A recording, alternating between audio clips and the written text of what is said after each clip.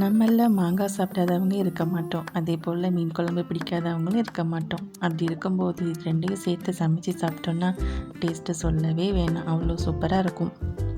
First ஒரு கடாயில் கொஞ்சமாக எண்ணெய் சேர்த்துக்கோங்க. எண்ணெய் நல்லா சூடானதும் கொஞ்சம் கடுகு, வெந்தயம், சீரகம் சேர்த்து பொரிய விட்டுக்கோங்க.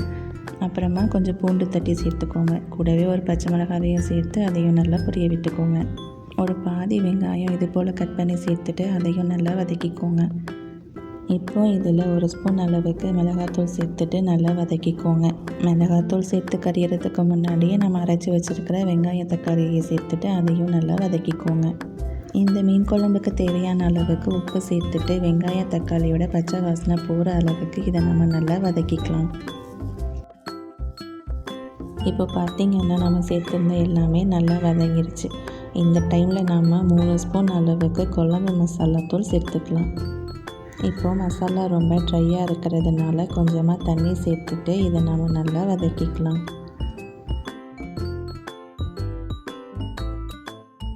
இப்போது இதில் நாம் கொஞ்சமாக புளி சேர்த்துக்கலாம். நான் எடுத்துருக்கிற மாங்காயில் அதிகமாக புளிப்பு இருக்கிறதுனால நான் இங்கே கொஞ்சமாக புளி சேர்த்துக்கிட்டேன். இப்போது நாம் இந்த குழம்புக்கு தேவையான அளவுக்கு தண்ணி சேர்த்துட்டு மசாலாவோட பச்சை வாசனை போகிற வரைக்கும் நல்லா கொதிக்க வச்சு எடுத்துக்கலாம். குழம்பு ஒரு 5 நிமிஷம் நல்லா கொதித்ததுக்கப்புறமா இப்போ நாம் மீனை சேர்த்துடலாம். கூடவே நாம் கட் பண்ணி வச்சுருக்கிற மாங்காவையும் சேர்த்துட்டு ஒரு மூடி போட்டு மூடி ஒரு 5 நிமிஷத்துக்கு லோ ஃப்ளேமில் நல்லா கொதிக்க வச்சுக்கலாம். 5 நிமிஷம் கழிச்சு ஓப்பன் பண்ணி பார்த்தோம்னா நம்மளோட மீன் குழம்பு சூப்பராக ரெடியாக இருக்கும். சுட சுட சாதத்தில் மீன் குழம்போடு சேர்த்து அந்த மாங்காவையும் வச்சு சாப்பிட்டோம்னா